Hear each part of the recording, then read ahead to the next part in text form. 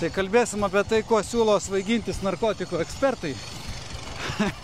Šiandien laidos bėgte su Jovaišas svečias yra profesorius Robertas Badaras. Toksikologijos profesorius ir priklausomybių ligų gydymo ekspertas, specialistas. Labas, Robertai. Labas, Mariau. Ir iš karto noriu pasakyti apie ekspertą. Tai toks labai... O, nu nebūkit toks drovus, ponas. Ne, aš norėčiau pasakyti, kas yra ekspertas. Daug yra apibrėžimų ir jie visi savotiškai remiasi perskaitytų knygų skaičiumi, patirties apimtim, bet geriausiai man patiko lietuvių filosofo Rimo Čiuplinsko berods išsakyta mintis, kad ekspertas yra žmogus, kuris vienoje ar kitoje srityje yra padaręs praktiškai visas įmanomas klaidas. Tai ta prasme, aš ko gero jau tikrai artėju prie ekspertų. Tai ačiū už įvertinimą. Jeigu jums patinka šitie mano bėgte podcastai, tai prašom sekti YouTube kanalą. Būtinai parašykit komentarą, kas patinka, nepatinka ir ką norėtumėt, kad pakviesčiau. O šiandien mes svarstom tokią temą – narkotikai. Įdomi tema.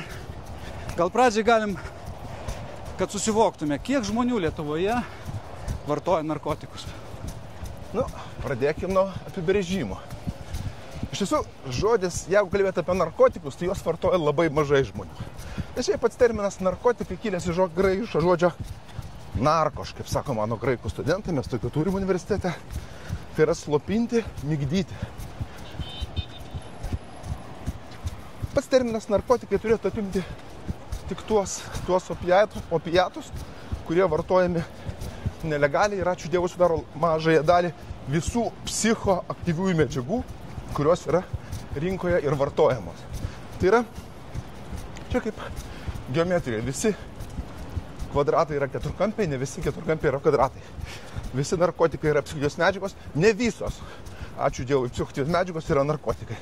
Aš noriu pasakyti trumpą komentarą pačioj pradžioje, kad dabar bėgdamas ir kalbėdamas, tai jaučiuosi kaip tos naujos sporto šakos chess boxing, ta prasme šachmatų boksas dalyvis, kur turi ir boksuotis, ir galvoti, ir pralaimi tas, kuris arba gauna matą, arba gauna nokautą. Tai man jau vien bėgt su tavimi yra iššūkis, o dar kažką galvoti ir kalbėti, taip nestinant, tai yra tikrai labai įdomi patirtis, bet ačiū už galimybę pabandyti. Tai to mano šita laidelė ir išskirtinė yra, žinai, kad ne studijų komfortiškai, o mes bėgam, kalbam su įvairių sričių specialistais, ir aktoriais, ir vadovais, ir mokslininkais, žinai, menininkais, kurie mėgsta judėti, kurie mėgsta bėgti. Ir aš, aišku, tai provokaciškai suformulavau, kuo siūlo svaigintis narkotikų specialistas. Bet juk apsvaigti tai galima ir nuo kažkokio sveiko malonumo. Jeigu mes taip išsiplėtėm nuo tos pradinės gana siauros temos, tai iš tiesų psichoaktyvios medžiagos apima labai daug dalykų ir dalykų, kuriuos ko gero net sveikuoliai vartoja. Nes, pavyzdžiui, klasikinė mūsų rytinė kava, kurią tikiuosi tu geri, ne? Labai. Taigi kofeinas yra klasikinė elitinė psichoaktyvioji medžiaga, nes patekus į mūsų smegenis veikia sąmonę, elgesį, suvokimą, nuotaiką. Tačiau, aš tavęs paklausiu, tu visų čia klausinėjai, kaip tu galvoji, ar kofeinas yra stimuliatorius pagal savo prigimtį? Manau, kad taip. Sėsk du. Pagal pasekmes jis yra stimuliatorius, bet pagal biochemiją jis yra labai tokios įdomios grupės atstovas, tai yra slopintojas. Jis slopina adenoziną, kuris mūsų organizme atlieka tokio rūpintojėlio, ramintojėlio funkciją. Ir organizmas, negaudamas slopinimo, bent jau pradžioj, duoda tokį pagyvėjimą, stimuliaciją. Ir tą ypač jaučia žmonės, kurie kavos nenaudoja. Tai jis muša blogiečius ir tada klesti gerietis. Slopintojas nebūtinai blogietis. Bet žmogui, kuris nori, žinai, aktyviai kažkaip pradėti tą dienelį. Bet taip jau sukurtas žmogus, Dievo, gamtos ar Darvino, kas kaip įsivaizduoja, jis prisitaiko ir todėl žmogus, kuris pastoviai vartoja kofeiną, jo adenozino receptorių padaugėja ir tada mes vartojam kavą ne tam, kad mūsų stimuliuotų, o tam, kad mūsų neslopintų. Tai yra, mes patys save privedam prie tokios būklės, kad mūsų kofeinas veikia stimuliuojančiai tiesiogiai, o mes jį vartojam tam, kad nebūtume prislopę. Ir ne tai, kad jau labai energingas, bet tiesiog toks, koks ir norėtum, pasvirasis brūkšnys turėtum būti. Nežinau, ar man pavyko paaiškinti, jeigu nepavyko, tai nurašysiu man to, kad aš bėgu. Priklausomybės kofeinų jūs turbūt negydote pacientų. Aš ir pas O gydot nuo daug rimtesnių dalykų, teisybė. Tas tiesa. Ir visą savo karjerą. Turbūt tikrai, kai žmogus šitiek daug žmonių išgydęs, sugrąžinęs kažkokį normalų gyvenimą, kaip tamsta, tai jau tikrai galima vadinti ekspertų. Jeigu pagal tą pirmą apibrėžimą visas klaidas, tai ko gero jau artėja. Tai kiekgi žmonių Lietuvoje nuolat vartoja narkotikus? Galima taip išskaičiuoti. Aš esu girdėjęs, tu beros man sakei, kad netgi pagal vandens nuotekų atliekamus tyrimus galima skaičiuoti, kiek vakar mieste buvo sušniaukšta kokaino. Ir Lietuvoje tokie tyrimai daromi, ar kažkur tik tai jau vakarų civilizacijos. Išdėlioju tavo klausimas pagal eiliškumas. Pirmas, kiek vartoja? Aš manau, kad mes Lietuvai iš bendro Europos konteksto per daug ir homo sapiens konteksto per daug neišsiskiriam. Tai jeigu taip žiūrėt pagal teorinius duomenis, tai maždaug 5% suaugusių žmonių atitinka priklausomybės kriterijus. Tačiau priklausomybė yra tik tai vyšnaitė ant torto. Iki jos reikia priaugti, išmokti, dagyventi. Tai yra žmogus. Vartojimas toli gražu nėra priklausomybė. Jis gali tiesiog likti eksperimentiniu vartojimu. Kai kuris eksperimentinis vartojimas perina į žalingą vartojimą, piknaudžiavimą ir tik tada dalis jų tampa žmonių priklausomais. Tačiau didžiąją dalį problemų savo ir visuomeniai kelia būtent nepriklausomi žmonės, o tie piknaudžiaujantis, kurių yra tai maždaug 12-15%. Tai yra realiai mes kalbam apie, taip kad nesumeluot, 17-19% suaugusių žmonių, kurie turi tai, kas Jungtinėse Amerikos valstijose vadinama substance use disorders. Tai yra medžiagų vartojimo sutrikimai. Ar tai priklausomybė, ar piknaudžiavimas, tai jau čia specialistų reikalas. Bet tai yra problemos dėl vienų ar kitų psichoaktyviųjų medžiagų, nenarkotikų psichoaktyviųjų. Apie 20%, jeigu taip grubiai. Šiek tiek mažiau negu 20. Beveik 20% žmonių turi tokių vartojimo sutrikimų. Taip, tokia yra statistika. Tai yra visos populiacijos. O kaip su vaikais? Ar yra daryti tyrimai kiek Lietuvos vaikų? Nes daug kas galvoja, kad tai yra epidemija, kad tai yra košmariška situacija, kad jinai vis blogėja. Kaip yra iš tikrųjų? Nedirbu su vaikais, ačiū Dievui ir sveikatos ministerijai, dirbu su pilnamečiais, bet statistiką vėlgi galiu pasiremti. Jeigu taip žiūrėtės pat tyrimus, toks gana išsamus, geros imties tyrimas virš apie 100 000, Europos 15-16 metų paauglių 307 šalis, kas 4 metai vyksta ir ten pagal įvairias psichoaktyvias medžiagas yra apklausinėjami anonimiškai paaugliai 15-16 metų. Ką mes turim? Lietuva pagal elektroninių cigarečių garinimą užima spėk kurią vietą. Iš Europos Sąjungos? Nu taip. Europos, ne iš Europos Sąjungos, 35 šalis. Tikiuosi bent jau top 10. Nu tai, ask. Žvelk aukščiau, būk išdidus. Top 3. Jau šilčiau. Eik tu savo. Einu. Trejetukė tikrai? Tikrai taip. Siaubas. O iš to trejetuko iš 3 kartų spėk. Antroji. Taip, pirmoji. Taip, mes pirmoji. 65%, 15-16 metų paauglių nors kartą gyvenime garino. Tai čia gal dėl to nustatyta, kad Lietuvos jaunimas laimingiausias pasaulyje? Gerai linki, bet tas jaunimas, apie kurį šneki, yra young adults, jauni suaugę, o čia yra teenageriai, paaugliukai. Ne, tai aišku, jokios sakais, bet tai yra baisu. Nes aš girdėjau tavo nuomonę, kad veipas yra kategoriškai ne. Nu, bet aš bent jau pasakysiu taip, kad tos reklaminės kompanijos apie tai, kad yra geriau ar net žalos mažinimas, tai dabar tyliai nutyla ir, kaip sako, tyliai rūko arba garina kamputį. Tai tyrimai, kurie po truputį susirinko, nes mokslui reikia laiko, jis toks gana lėtas, kol išjuda, kol susigalvoja, ką daryti, kol padaro, kol išpublikuoja. Bet dabar praktiškai visos medicinos sritis, visos sveikatos sritis turi savo vertinimus ir jie, švelniai sakant, nėra geri.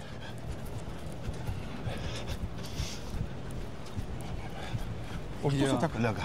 Ne, aš tiesiog išsigandau. Labai gerai. Jeigu lyginti su, taip sakant, šachmatų boksu, tai aš stuktelėjau kažkur žemiau juostas. Jo, kai turiu savo vaikų, žinai, ir labai tas klausimas yra arti dūšios. Jo, mes šitoje vietoje šiek tiek skirtingose pozicijose, nes mano vaikai jau peraugę, anūkai dar darželiniam, lopšeliniam lygi, o tavo jau aktualu. Jo. Bet sakykim, gydymas nuo priklausomybių. Tu koncentruojasi į... Tų priklausomybių visokiausių yra teisybė, juk yra ir lošimai, ir seksas, ir persivalgymas. Tu dirbi su žmonėm, kurie turi būtent tų minėtų substance abuse, ar ne, vartojimo sutrikimų. Taip. Ar nėra taip, kad didžiausias problema žmonijai sukuria alkoholis, o didžiausia kova vis tiek nukreipta yra į narkotikus? Ar čia kažkokia asimetrija keista, tau neatrodo? Lenkiu prie to, ką vėliau užduosiu klausimą dėl legalizavimo, aišku. Dabar klausimą užduosiu aš. Nėra čia ko į vienus vartus lošti, senelis skriausti. Dar bėgant upę prieš srovę. Tai kaip manai, išsilavinęs žmogus, daug pasaulio matęs. Koks procentas suaugusių žmonių pasaulyje niekada nevartojas alkoholio? Galvok. O vaikas eina. Nu, matai, Aziją visą paėmus, tai ten tikrai gal daug žmonių, kurie nevartoja. Aš tas jau pradėsiu, jau galvok. Kai galvoju apie Lietuvą, tai manau, kad absoliuti dauguma vartojo. Aišku, ne visa dauguma turi tą problemą, bet... Atsakymo nesulaukiau, bandom antrą kartą.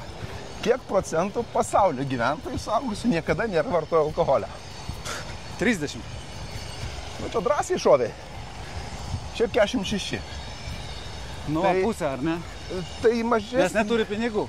Nežinau, ko jie neturi, bet esmė yra tai, kad mes gyvename Europoje, kuris yra labiausiai alkoholį vartojantis regionas, be jokios abejonės ir daugybę metų. Ne?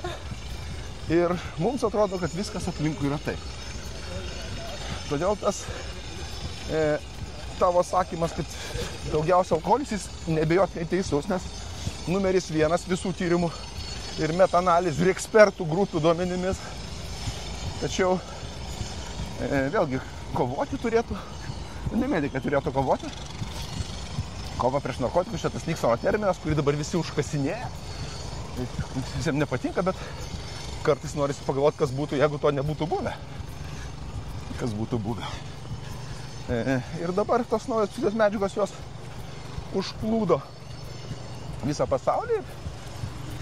O ypač Europą, mes turim virš 950 per pastaruosius 10 metų naujų sukurtų, registruotų psichoaktyvių medžiagų. 950. Tai čia reikia nemažai laiko norint išstudijuoti. Gal iškart geriau kreiptis į specialistus patarimo. Ką šiandien siūlot vartoti? Jokauju, turbūt siūlot nieko nevartoti. Aš vartas ko taip. Protingas žmogus iš 2 blogybių renkasi mažesnė. O kodėl iš viso reikėtų rinktis tą blogybę? Didesnė, jo. Išmintingas nei vienos, o kai kurie personažai renkasi abi. Tai vat, kuriai grupė save priskirsi.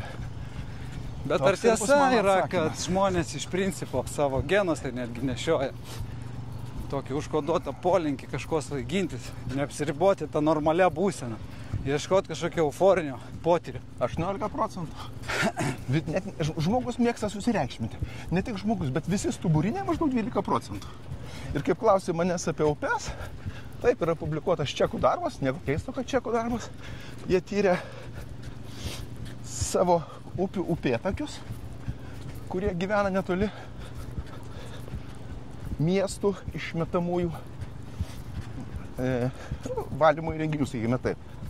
Ir ką jie rado? Jie rado, kad kai kurie upėtakiai perkelti iš švaraus vandens baseinus, tampa neramus, blaškosi, daužosi, yra elgiasi. Reikalauja alučio? Reikalauja metamfetamino šiuo atveju. Tai yra klasikinė abstinencija ir galvojimas, kad tas pasakymas, kad iš nuotekų vandens galima apskaičiuoti, iš tiesų galima apskaičiuoti apie 8 medžiagas. Lietuvoje mes skaičiuojam 4 ir 3 miestuose. Labai gražus yra išsidėstymas pagal savaitės dienas, matosi, koks kuriam mieste yra preferyti, bet ne apie tai kalba apie tai, kad žmogui jau nebeužtenka pačiam ant to pakibti. Jis žuvelės kabina, upiai tokius. Bet tu turi galvoje, kad va štai yra platus vandens telkinys ir jame yra apčiuopiami kiekiai, kuriuos galima ištirti ir išmatuoti. Lietuva pagal to preparatų, čia buvo kalbama apie metamfetaminą, pagal koncentracijas išmetamuose vandenyse yra, gerokai žemiau Europos vidurkio. Tuo tarpu čekai yra ne tai, kad top 10, bet top 2, man atrodo. Labai jie tradiciškai mėgsta stimuliatorius. Ir būtent tenai tas tyrimas čekų biologų ir padarytas. Tai tų koncentracijų, kurios yra, visi produktai neišsivalo. Vanduo, didžioji dalis pasaulio vandens, kurį naudoja iš krano, yra su tam tikrų medikamentų priemaiša. Čia mes laimingi Lietuvoje turim gruntinį vandenį, kuris švarus tyras kaip nuo ledynmečio laikų. O žmonės, kurie vartoja, turi su tam tikrom mikrobit priemaišom. Įvairių cheminių medžiagų, tame tarpe ir psichoaktyvių medžiagų. O yra sudarytas Lietuvos kvaišalų top 10 populiariausių. Kiek tas procentas, kurie Lietuvoje turi vartojimą priklausomybę ir perteklinį ir taip toliau, jie daugiausiai renkasi ką? Aš girdžiu, ką sakai. Šiaip 3 grupės galima būtų išskirti psichoaktyvių medžiagų pagal jų vertinimą iš visuomenės. Yra tos visuomeniai priimtos, tai pas mus yra kas? Tai yra alkoholis, tabakas, tam tikras apribojimais, tai yra leidžiamas prekės. Dabar yra bandoma daugelį šalių į tą kompaniją dar įpiešti kanapes, kad ne tik medikamentiniais tikslais, bet ir rekreaciniais tikslais tas procesas vyksta. Tai, sakykime taip, legalios medžiagos.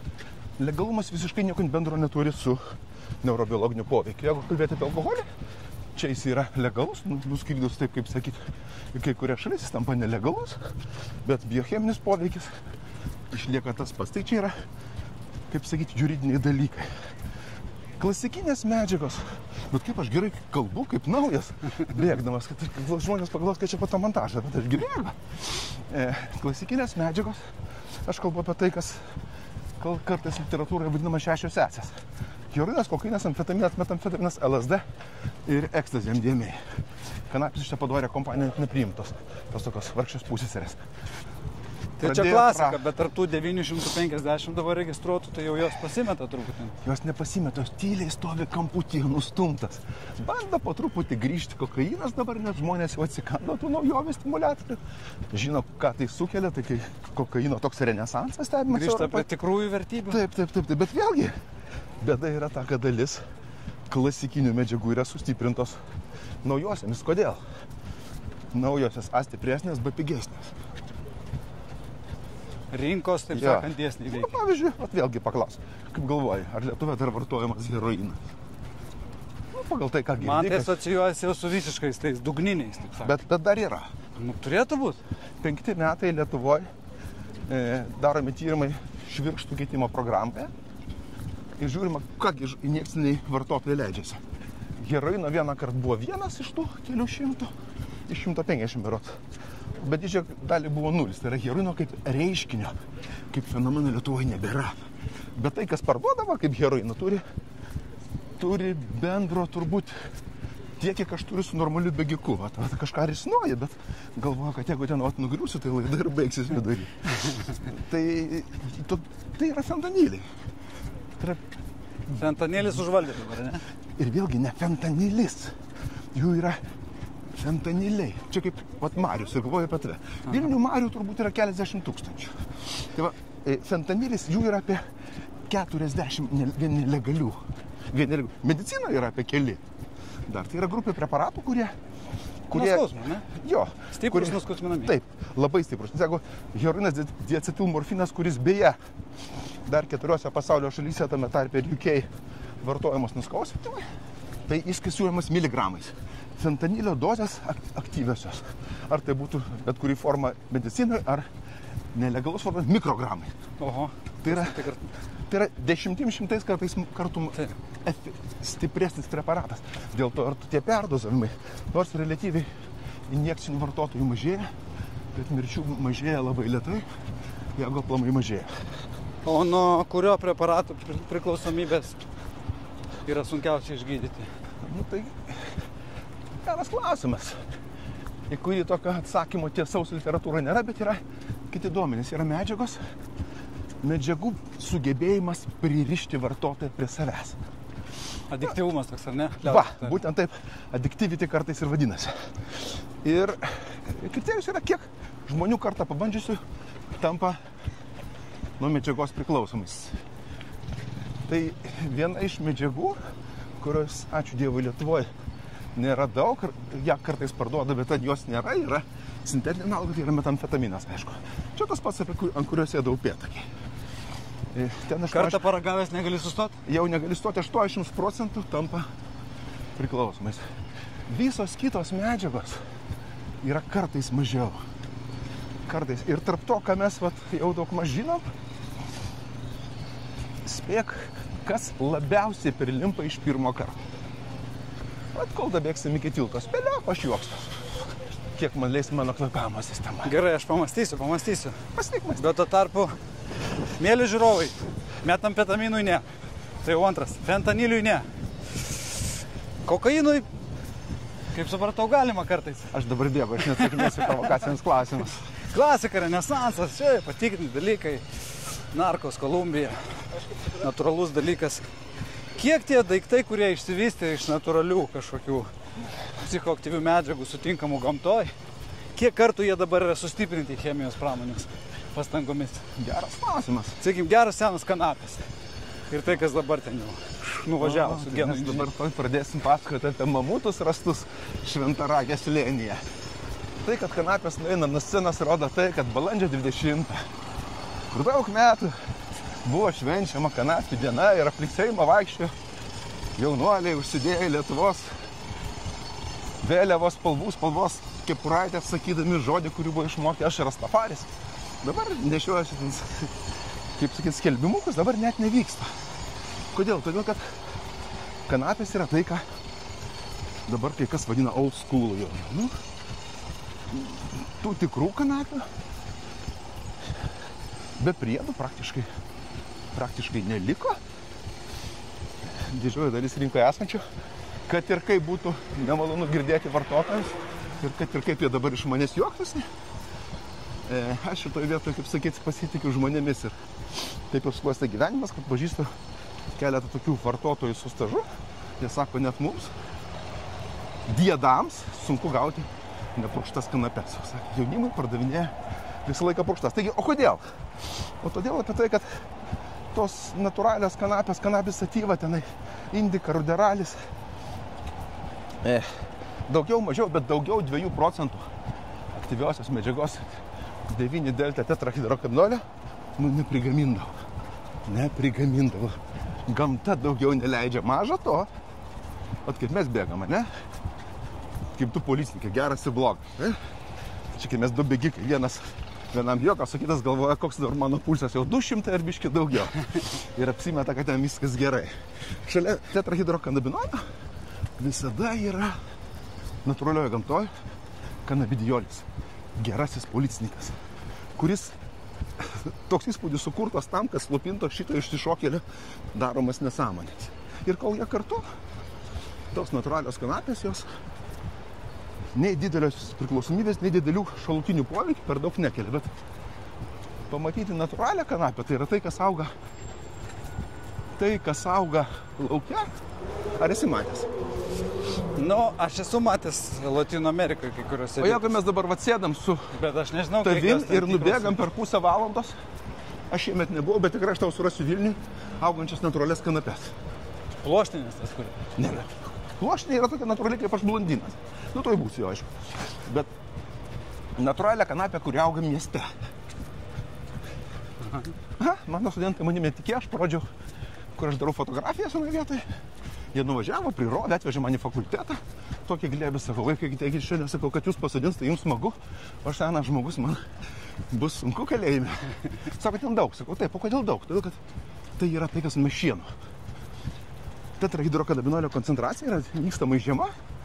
O ta, kad tu minėjai pluoštis, tai irgi yra genetinis produktas, kur ten tetrahidrokannabinolio dozė sumažinta labai, bet net natūralios kanapės augančios Lietuvoje, jos net arti tų 2% tetrahidrokanabinoloo neprieina. Nu gerai, bet dabar man įdomiau truputėlį tave labiau Aš noriu atsakyti klausimą. Mhm. Kaip žmonės tai pastiprina? Ogi paprastai. Patys sukuria sintetinius kanabinoidus ir purškia. Gali paimti tą pačią pluoštinę, puršti sintetinę. Tai kam dar puršti? Ai, tiesiog, kad išlaikyti tą vartojimo faktorių. Taigi gražu, žalia, kvapas, skanas. Bet tai, Robertai, jeigu galima būtų grįžti prie ištakų, auginti gražią kanapėlę organišką, kuri turi nedidelį kiekį psichoaktyvių medžiagų, kaip tu žiūrėtum į tokių kanapėlių parūkimą relaksų tikslais? Kaip papuošti Neries krantinės rūtų darželės ir šokti vakarais. Nu, yra tokių pastangų, visai kartais gražiai atrodo. Taip. Tai ką tu groti kanklėmis ir skudučiais. Taip nebus, nes tai jau praėjo. Nu, bet jeigu, sakyk, žmogus namų sąlygomis, savo poreikiam, užsiaugina, susisuka, parūko. Ir dabar aš iš tavęs bandysiu juoktis, bet tai labai numuša kvėpavimą. Jis, sakykime, gauna sėklas iš kažkur. Kas tai ir sėklos yra jau selekcija. Selekcija prasidėjo 70-ais, kaip Olandai, kurie, kaip sakyti, labai jau smarkiai užsiminėja selekciją, ir jo romanas Juodoji tulpė, visą laiką ir morkos, beje, oranž, kodėl morkos oranž, nes kad jų karalių pavardė yra oranžas, šiaip morkos iš prigimties buvo baltas. Ir tik Olandai padarė taip, kad mes galvom, kad morkos iš prigimties yra rūžavas. Ne, kas yra baltas. Tai šie selekcininkai 70-ais pradėjo kurti kažką tokio, kas galėtų turėti daugiau THC. Ir sukūrė White Widow ten, net hervidai, pirmosios tos rūšės, kur toj žolėje labai didelis, kelis kartus ar 15 kartų padidėjęs THC kiekis, bet tai nebūtų labai galbūt ir blogai. Bet tai, kad padaugėja THC, CBD iš paskos nespėja. Tas prižiūrėtojas, gerasis policininkas, jo arba būna mažiau, arba visai nelieka. Ne, nu aš suprantu, tai yra labai blogai. Modifikuotas, perdirbtas. Bet jeigu jos būtų normalios, tai daktarė, galima parūkyti ar ne? Tu man parodyk normales. Bet jeigu būtų, sakykime, pats žmogus užaugina. Aš tapsiu vegetaru ir kiekvieną rytą bėgiosiu, tiek kiek mes šiandien pradėjome. Hey! Hi, we met yesterday, you remember? Thank you. Yeah, thank you. Congratulations with you 10 days. Yes. And we discuss how to legalize marijuana in Lithuania. That's the most. I'm against, he's pro. I'm a good cop, he's a bad cop. I'm a bad cop. Apie ką aš pliurpėjau? Apie tai, kaip reikėtų rūkyti žolę, kiek kartų per dieną ir kodėl tai gerai. Supratau. Nu, pradėkime nuo to, kad būtų gerai atgaivinti mamutus. Jie kažkur čia vaikščioja, taip gražiai papuoštų, sakykime, pakrantę Neries. Nu, sunku. Įmanoma, bet sunku. Tai, ta prasme, net jeigu ir kažką mes turim gryno, tai turim tiesiog selekcinius produktus, maža to ir tuos purškia. Bet žolė man apie ją kalbėti neįdomu todėl, kad neįdomu, nes nenuės nuo scenos. Bet yra žmonių, kurie rūko ir kurie galvoja, kad tai tikrai nieko blogo yra, nusiraminimų ir netgi skiriama yra. O kaip ta medicininė žolytė, kur vat Amerikoje, Kolorado valstybėje, kitose, skiriama tiesiog ligoniams. Tai kaip su ją? Jinai irgi labai bloga. Su ją viskas, aš jau bloga. Bet kodėl aš čekiuosi? Parodykit man tyrimus. Aš toks senas, užkietėjęs, nirzglys. Nu kokie tyrimai? Tai klausyk, ką sako tavo širdis. Mano širdis sako, kad man reikia išgerti mano antihipertenzinius vaistus, tą patį sako ir mano žmona. Sako, ar išgėrė tėvai vaistus. Jeigu jau prakalbam apie širdį, tai iš tiesų širdis sako, gal ir labai norėtųsi, bet atleisk, kaip sakė Platonas. Platonas draugas, bet teisybė brangiau. Man atrodo, čia kažkuriam iš graikų filosofų Aristoteliui priklauso frazė. Galbūt ir malonu prisidėti prie bendros nuomonės, bet aš tikiu mokslu. Kad ir koks jis būtų sausas, šiai dienai, tai, kad tu vadinamisiam kanapėm, yra 3 indikacijos, kur aš žinau, vienos neatsimenu, bet visos jos yra epileptinės vaikų būklės, Lennox Gašto, Dravet sindromas ir dar kažkoks vienas naujas. Viskas. Tai yra 3 indikacijos, kur įrodytas CBD, ne kanapių, CBD. Tai yra gerojo policininko teigiamas poveikis. Visa kita yra tiesiog noras tikėjimas, bet ne. Aš manau, tiesiog tyrimai atsilieka. Aš net nebejoju, kad tyrimai yra, kaip sakė, jeigu objektyvi tiesa netitinka mano kalbų, tai tuo blogiau tiesai. Žodžiu, profesorius Badaras ir kanapių neleidžia vartoti, ir žolės neleidžia rūkyti. Einam toliau. Čia tu man perlenkė, čia pats pridėjai man tai to, ko aš nesakiau, tu dar paklausk, ar aš bandęs. Tai aš paklausiu. Aš net nebejoju. Klastingai iš už kampą. Aš žinau, aš pasiruošęs. Pradžioje aš žinau, kad tu esi matęs labai siaubingų istorijų, kas būna, kai vaikai vartoja tas naujai sukurtas psichotropinės medžiagas. Kai jie tiesiog savo kūną pradeda žaloti, pjaustyti, žudytis. Kaip čia yra? Ar tos senesnės, klasikinės kokainai normalios kanapės tokių nesukurdavo? Ar čia kaip tą paaiškinti? Nu, taip jau yra, kad tuos dalykus mato pediatrai. Mes dirbam su suaugusiais, mes irgi matom savižalas ir susipjaustymus, ir šuolius iš aukščio, ir įvairius kitus psichozės pasireiškimus. Bet didžiąją dalį vis dėlto, jeigu kalbėti apie sintetinius kanabinoidus, kurie dabar yra numeris 1 pagal grupės, ir orientuoti arba į paauglius, arba į nusaugusius. Tai dažniausiai pediatrai mato. Mes irgi matom tų psichozių. Kodėl žmonės vartoja keista? Galbūt ta motyvacija yra kažkokia keista. Pavyzdžiui, atsigavęs vaikinas po psichozės, kurios metu išdaužė visus ten namus, ten tėvelį bandė išmest per balkoną. Ir mes jam pasakėm, po 12 valandų atsigavo kažkur. Pasakėm, kas, kaip, kodėl. Aha, jis sakė, žinot, kas yra blogai. Nagi, sakė, aš per daug lašino. Reikėjo ne 5 lašus, o kokius gal 3, nu gal 4. 5 buvo per daug. Ai, apmaudytis, apmiksavimo klaida.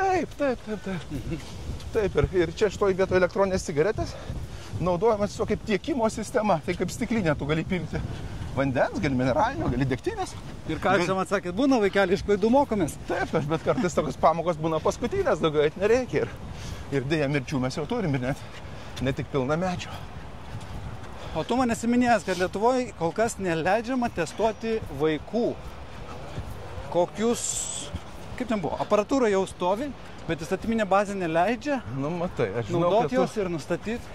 Kad mes kalbėjome įstatymą, bet jeigu aš gerai atsimenu, aš tikiuosi gerai, aš sakiau, kad neįmanoma tai daryti, nes mūsų dar turima valstybės įsigyta įranga, puikiai įranga, kompetitingo įstaigoje, dėl kažkokių biurokratinių priežasčių, kuriuo aš nesuprantu ir visiškai nenoriu suprasti, jinai nupirkta, pastatyta, yra žmonės, yra technologijos, bet jinai neveikia. Ir bet teisinė prasme, sakyk, kaip tu manai, ar galėtų būti ir ar yra pasaulio valstybių, kur yra privalomas reguliarus jaunimo testavimas?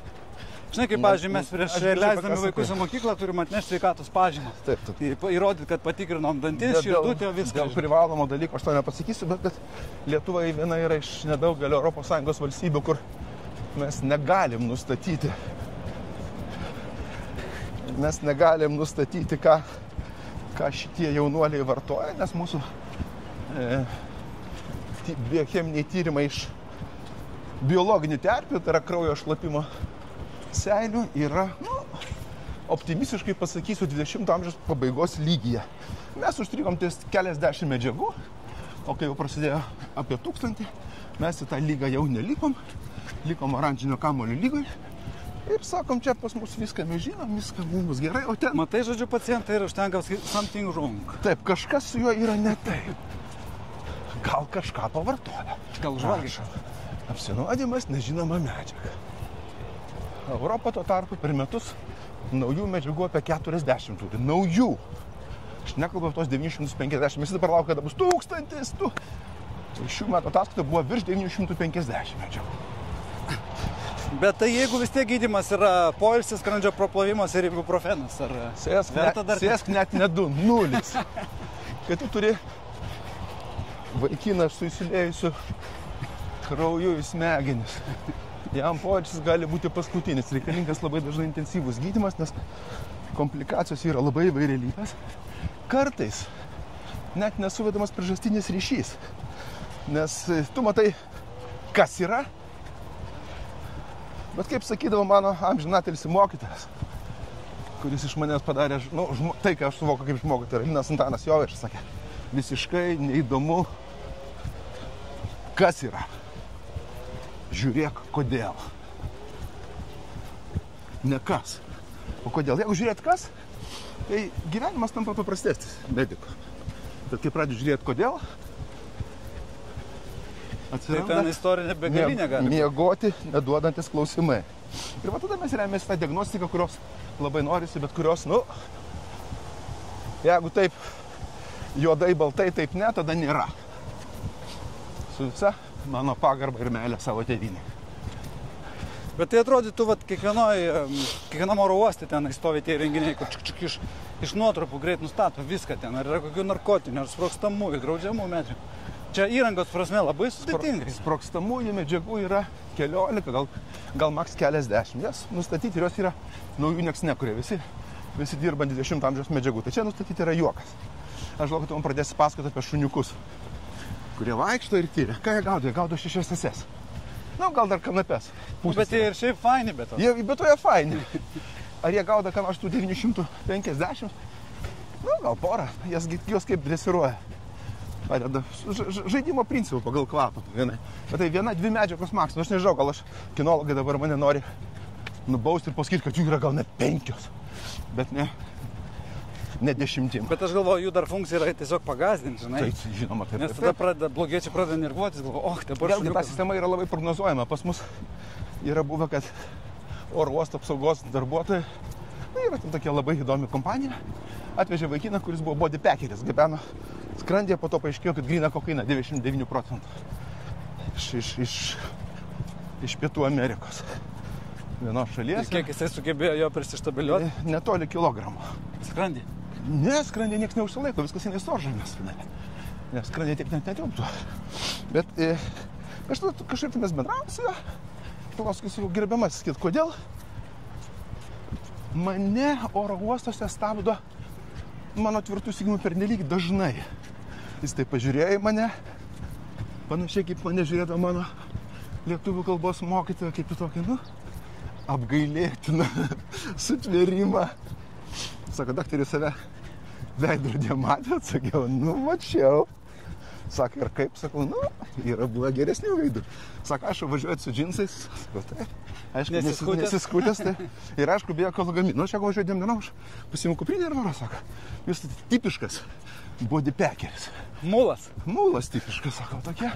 Sakau, kur man amžius, sako, amžius nesvarbu, svarbu išvaizda, sako, tokie vat jau ne elito atstovai. Tai mane stabdo. Apie ką mes čia? Dar gal ant rankų likę, supranti, pėdsakai. Ir aš bijau. Aš dažnai važiuoju iš darbo, tiesiai iš darbo į aerouostą ir skrendu. Ir būna taip, kad aš liečiu pacientus, kurie labai tikėtina turėjo kontaktą. Ir aš taip einu ir sakau, ar gerai nusplovo rankas. Ir matyt, man ant fizionomijos būna parašyta, kad va šitas kažko bijo. Kažkas slepia. Ateik čia. Ir mane stato ten, kaip sakyti, veidu į sieną ir ten čiupinėja, žiūrinėja, tašęs krapštą. Vienu žodžiu, aš prie to beveik kaip ir įpratęs. O tu sakai, hebra, ašgi profas. Jam nenori.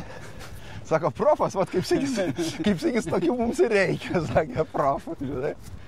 Apie ką mes čia? Bet dabar, aš kaip suprantu, galima tiesiog per internetą užsakyti, nereikia čia nieko gabent. Viskas. Tiek prikurta naujų medžiagų. Absoliučiai. Ir kurios nepapolsios dar į tos katalogus ir jos kaip legales tiesiog galima. Taip, ir iš tiesų patys kūrė pavadinimus, jau tas pats pavadinimas Nikas jau turi 3 turbūt sudėtį ir 4.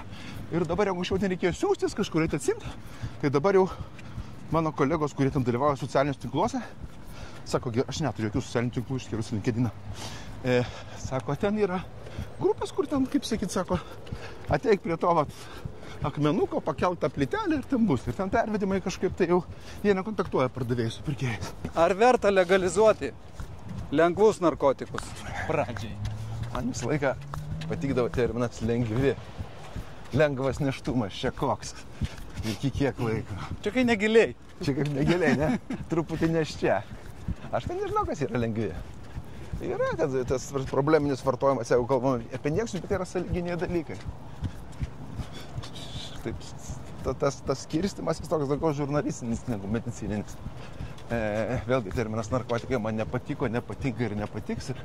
Ir kai aš paskau narkotikų departamentam, kad jiems reikia keisti pavadinimą į psichoaktyvių medžiagų, departamentas sakė, badarai tylėk, sakant, nusibodai visiems. Nes, šiaip, jeigu taip pasiklydę vertime esam, drugs nėra narkotikai, drugs yra psichoaktyvios medžiagos, narkotik drugs yra narkotikai, bet kažkas... Klausykit, profesoriu, aš jūs nutrauksiu. Traukite. Verta ar ne? Geras klausimas. Jeigu kas klaustų manęs, tai žino mane, nes pasiūla formuoja paklausą.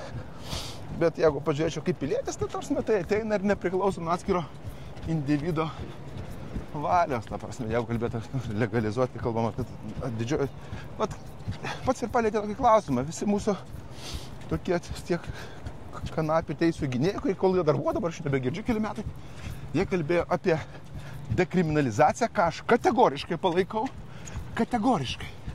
Bet va tokiam protingam jaunuoliui kažkodėl susidarė įspūdis, kad jie kalbėjo apie legalizaciją. Apie legalizaciją niekas nekalbėjo. Ir Europa yra už dekriminalizaciją, neturi žmogus sėdėti už tai, ką jisai vartoja. Bet čia kaip už vairavimą be diržų. Duoda nuobaudą vieną, antrą, žiūrėk ir prantė. O legalizacija yra, kad jie tada pereina tą, kaip sakyt, alkoholio ir tabako kategoriją, kad su tam tikrais apribojimais gali vartoti visi. Manau, kad taip. Europa kol kas priešinasi, kiek galėdama, bet čia neilgavo. Tu dabar kalbėjai apie dekriminalizaciją. Ne, dekriminalizacija yra viskas tvarkoje. Vienareikšmiškai. Viskas O dėl legalizacijos? O dėl legalizacijos, tai čia yra kokybiškai kitas sritis, netgi ne ta pati kryptis. Bet yra legalizuoti daug rimtesni priklausomybę keliantis daiktai, alkoholis. Kad aš vos pabėgu ir negaliu ginčytis. Aš norėjau ir pametu po to savo siužetą tokį trapų siūlą. To šalis, kurios legalizavo. Vat, ką rodo mokslas? Kaip su tom, kurios legalizavo? Pagrindinis argumentas buvo sumažėti juodoji rinka. Nu ne. Nesmažė? Ne. Nu joje gal liko tie visi nelegalizuoti dar. Ne, bet būtent tos pačios marihuanos. Nesumažėjo vartojimas ir labai padaugėjo autoįvykių susijusių su kanapių vartojimu, padaugėjo vaikų apsinuodimų. Tai čia tokie baziniai dalykai, bet jie neveikia žmonių, kurie nenori girdėti argumentų, kuriems yra tikėjimas ir yra skaičiai. Ir skaičiai jiems nepatinka. Jie tiki, kad bus gerai, kaip tu tiki. Faktai turi tokią savybę, jie subjauroja tokias gražias teorijas. Taip, žinau, aš toks mitų griovėjas. Nu gerai, bet jeigu daug žmonių tikrai jaučia tą norą kažkuo tai apsvaigti, ne? Ir ieško tų priemonių. Ir nuo seno ieško. Ir kiti žindoliai to ieško. Tai ką tu kaip specialistas pasiūlytum? Pradėkime apie tai, kad apie tas blogybės, kurią iš tų blogybių geriau jau rinktis. O gal galima rinktis kažkokią gerybę ir svaigintis, aš kaip vis prie to vedu, žinai, sportiniais endorfinai. Aš irgi labai norėčiau pasakyti taip, kad man dabar yra smagu, gera, bet aš galvoju, kaip čia man nesivožti fizionomijai gražiai sudėtas krantinės plyteles. Oi, daktare, tikrai nepanašu jau, kad jūs čia iš paskutinių bėgat. Nu, dar nereikia kažkiek liko pusantro, taip sakant, užbėgimo, bet nedaugiau. Turbūt baigsis mano baterijos greičiau negu technikos baterijos. Apie ką mes čia? Kuo svaigintis? Kuo svaigintis? Tiem žmonėm, kurie nori kažkuo svaigintis, o nori labai daug. Šiaip yra toksai profesorius Kennethas Blumas. Labai įdomus mokslininkas Amerikoje. Hipis, tikras, vis dar gyvas hipis, 80+ metų. Ir jisai yra sukūręs taip vadinamą Blumo kaskadą, pagal kurią yra sukurtas genetinis tyrimas, kuris iš kraujo, tiesiog naujagimio kraujo, gali pasakyti, į kurias 5 medžiagų grupės šitas žmogus gali turėti polinkį. Nes yra serotonininiai, dopaminerginiai, opioidiniai, dopamininiai ir kanabinoidiniai receptoriai, dar gamino sviesto rūgšties. Ir jie skiriasi.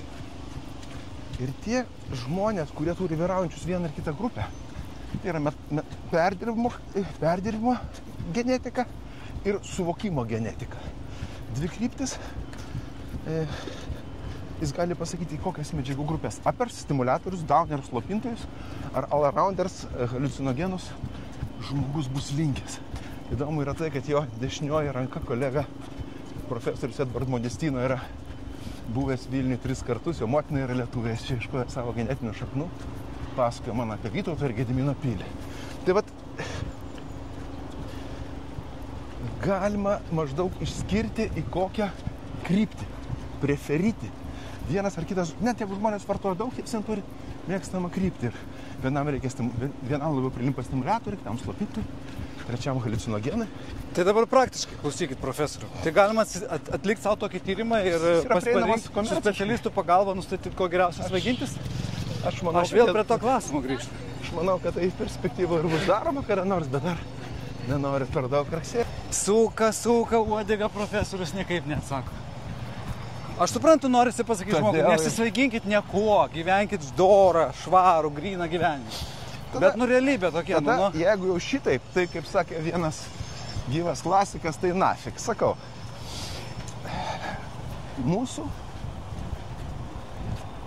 sociumas esam labai sėsnus. Čia mes gyvename, jeigu tikėt Marija Gimbutinė, maždaug mažiausia 4000 metų.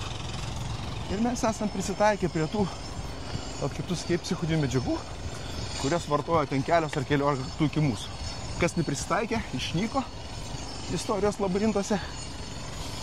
Ir pavyzdžiui, žmonės tuo pačiu alkoholiu gyvena mažiausia 9000 metų. Beje, kur rasti seniausi alkoholio gamybos artefaktai, kaip galvoji, kokia šaly? Tai turbūt visos civilizacijos turėjo, tiek Amerikos indienai, tiek Kinija, tiek Mesopotamija. Stabdom lingvistinį srautą. Atsakyk šalį, kur rasti seniausi alkoholio gamybos įrodymai. Suomija. Yes. Oi, šalta. Oi, ne. Taip, ten šalta. Ne, ten žmonės ten daug vėliau atėjo gyveno. Tai gerai, toliau bandom. Graikija, ar ne? Ne. Mano laimės valanda išauša. Vis tiek ištrinsim taip, kad tu čia nesididžiuoji. Supratau. Kinija. Sakiau. Ankstyvas neolitas, 9000 metų nuo dabar, 7000 metų prieš mūsų erą, Geltonosios upės slėnyje rasti artefaktai, kurie aiškiai rodo, kad tai buvo indas skirtas vyno gamybai. Ir pirmasis vyno šaltinis, kaip nekeista, buvo Soros. Ir po to, beje, indai išrado ir distiliaciją. Ne škotai su airiais, kurie sakė, mes. Vynas ir taip pradėjo judėti link vakarų. Vynas Persijoje, man atrodo, prieš 5000 metų. Taip, kad graikai ir ispanai tyliai rūko tenai kamputį. Alų pradėjo pirmieji virti egiptiečiai 3500 metų prieš mūsų erą. Taip, kad čekai irgi ramiai savo gali upėtakius nuodyti. O mes, europiečiai, esame toks galutinis vartotojas. Ir tai yra okei? Ir tai galbūt yra okei, bet mūsų jau mes kaip sociumas esam kažkaip, ne tai, kad pristaikę, bet adaptuoti prie šito dalyko, ne? Lygiai tas pats su tabaku. Tabakas Europoje yra nuo kurių metų Europoje yra tabakas? Kada Kolumbas atplaukė? 1492 Kolumbas nuplaukė. Oik tu savo! Pakilo tekysą, gerbimasis. 1492 ruduo. Nuo to laiko tabakas yra Europoje ir prisitaikė europiečiai prie to dalyko. Vėlgi, kas dabar prasidėjo su psichotinių medžiagom? Prasidėjo tai, kas vadinasi psichotinių medžiagų globalizacija. Tie patys haliucinogenai, kurie daugiausiai Pietų Amerikoje, staiga išplito po visą pasaulį, tame tarpe čia ir Lietuvoje yra žinovų su kelių procedūrų patirtim, kurie ne tik kad patys ten vartoja, patarinėja kaip vartoti, ir tie tos naujos patirtys juos susijęs su didelė rizika ir dažnai būna skausmingas. Bet faktas, kad jos sukelia priklausomybę labai rimtą. Nepaisant viso to prisitaikymo ir kultūrinio paveldo, dauguma žmonių turi tokią problemą, kurie pradeda vartoti. Visiškai sutinku šitoje vietoje net ginčytis. Aš daug metų rūkiau, žinau, kad tai siaubingai bjaurus yra. Jeigu tai pasižiūrėti vakarų ir rytų Europą, beje, pasaulio sveikatos organizacija mus priskiria rytų Europai, tai rytų Europoje yra alkoholis, numeris 1 rizikos veiksnys sveikatos, vakarų Europoje yra tabakas. Tai šitų dalykų mes neišmušim. Tai yra dvi pačios skaudžiausiai visuomenė atsiliepiančios medžiagos, bet kitos bet jos yra stabiliai. Ir jeigu žiūrėti rūkymą, pas savo prognozes eina žemyn. Bet elektroninės cigaretės eina virš. Kaip mes rūkyti? Kaip mes gert? Vat ateina pas tave daktarė, padėk. Tu jau čia tavo specialybė, daugybė metų. Kokios efektyviausios priemonės dabar, norintiems išsigydyti iš ties priklausomybės? Yra stebuklingos knygos, kurias perskaitai ir meti. Ne iš karto, ne visi. Skaičiau ir tą. Kažkokį poveikį jinai tikrai turėjo. Metei knygą. Markas Tvenas buvo įžymus tuo, kad nepaleisdavo cigaro. Sakė, nieko nėra lengviau, kaip mes rūkyti. Aš pats mečiau 29 kartus. Bet jeigu vėl remtis to tokiu nuobodžiuoju mokslu, jisai sako taip. Medicinos ir psichologinių intervencijų derinys yra medikamentų, jau matai, jau pavargau, ir ne tik, bet ir nusiškų medicinos medikamentų ir psichologinių intervencijų, ar tai būtų psichoterapeutai, ar psichiatrai, ar psichologai. Intervencijų derinys yra efektyviausias būdas, jeigu kalbėti apie rūkymą, ar ne? Vaistai ir psichoterapija? Kombinacija, sakykime taip. Vaistai, o iš vaistų tai vis tik, kaip nebūtų keista, liūdna ir juokinga, numeris 1 yra pakaitinė terapija, kuri evidence-based veikia 2,8 kartų daugiau negu placebo. Tai veikia. Kokią formą? Ar tai būtų pleistrai, kurie duoda pastovią koncentraciją, ar tai būtų kramtomoji guma, ar kažkurie pruškalai pastylės inhaliatoriai, kurie duoda šuolius koncentracijos, kartais jų deriniai. Jie veikia. Iki 8 savaičių toks minimumas, ne 2 dienas, ne 3. O bėgimas gali būti pakaitinė terapija? Bėgimas yra pakaitinė terapija. Tai yra fizinis aktyvumas, kuris dedasi ant 2 šitų pagrindų. Ant bazės galima dėti ir balkonus, ir arkas, ir ką tik nori, ir rubeliskus, bet turi būti medikamentai ir psi. Jeigu kalbėti apie alkoholį, tai yra 3 pagrindiniai medikamentai ir vėl psi. Aš suvaidinsiu širdies priepuolį, kad išvengti šito klausimo. Jeigu kalbėti psichoterapinės medžiagas, taip šiandien esu gėręs didelį kiekį kavos, ką darau kiekvieną darbo dieną, tai yra psichoaktyvi medžiaga. Bet jeigu kalbėti apie 6 sesės ar pusseserės, nesu vartojęs nieko išskyrus. Aš niekada nesiparūkau. Ne, nesu. Tai kaip tu batsiuvys be batų, narkotikų specialistas? Aš atsakysiu tą standartinį klausimą, bet aš pasakysiu apie savo patirtį. Teko lankytis Pietų Amerikoje ir ten tokia, ten man ta kalnų liga buvo ir ten miestelėje padėti arbatinukai ir tokie lapeliai kaip lauro ir visi geria arbatą. Sako, kažkas, sako, čia kokos lapai. Sako, labai padeda nuo galvos svaigimo. Sako, aš niekada nebandysiu, ir ten visi užsipila santykių vandenį su lapais, viens prie vieno geria arbatą. Aš įsidėjau bijodamas 2 lapelius. Mano žmona man dar kokius 5 pridėjo ir aš paragavau, kaip ramunėlį, bet pikinimą nuėmė. Tai mano vienintelė patirtis su psichoaktyviom medžiagom. Kodėl? Ar man rūpi? Taip, man rūpi. Ar man įdomu? Man labai įdomu. Bet aš žinau, kad yra labai daug addiktologų, kurie yra priklausomi vien dėl to, kad pabandė kažką tai pažiūrėti. Ir visas jos suvokimas, kuris už mano yra gerokai stipresnis, nepadeda jiems sutvarkyti šitą problemą. Aš bijau. Ir bijau taip dar dėl to, kad mano šiek tiek genetiškai yra buvę visokių priklausomybių. Tai aš tiesiog anksčiau sulaikydavau save, dabar jau nebesunku. Bet ir alkoholį, ir tabaką, aišku, esu bandęs. Tabaką nutraukiau seniai, alkoholį dar pavartoju. Atsakiau? O dar pasakysiu tavo tą klausimą, kaip be patirties. Jeigu remtis tokia logika, tai astrofizikos negalėtų būti, nes ne vienas astrofizikas nėra buvęs žvaigždėse. Neurochirurgas turi būti be pusės smegenų, teismo ekspertas turi būti iškrostas, apie psichiatrus aš nešneku. Ne, tai viskas aišku. Labai gerai. Narkotikų dileriai patys nevartoja. Pradžioj. Tie, kurie gydo narkomanus. Dabar apie tai, šią temą, kurią tu palietei. Aš turiu labai nemažą tokią šitoje tai patirtį apie žmonės, kurie prekiavo ir juokiasi iš tų, kurie perka ir po truputį įsitraukia. Nes tai yra daiktas, kuris tepa. Kad ir kaip švariai tu su juo dirbsi, tai yra tik laiko klausimas. Su labai retom išimtim. Ypač tos jau klasikinės medžiagos. Galvoju, kad ir dileriai anksčiau ir vėliau įsitraukia. Aš negalvoju, aš bijau sakyti, kad žinau. Tai kiek aš žinau, gal aš tik tuos ir žinau, gal yra, kurie neįsitraukia. Aš neužsiimu dilerystę, aš užsiimu gydymu. Tai žinau nemažą žmonių, kurie pradėjo nuo prekybos, po to įsitraukia. Supratau. Ką, labai ačiū, Robertai. Tikrai įdomus, turiningas pokalbis. Išvados turbūt labai paprastas. Kalbam su toksikologijos profesorium Robertu Badaru, kuris ir pats nevartoja narkotikų ir kitiem neleidžia. Dar kartą pasakysiu, kad kalbame apie psichoaktyvias medžiagas. Ačiū už galimybę prabėgti. Vidury darbo dienos. Tokia gražiai vietai. Ačiū, Robertai. Ačiū. Tiek.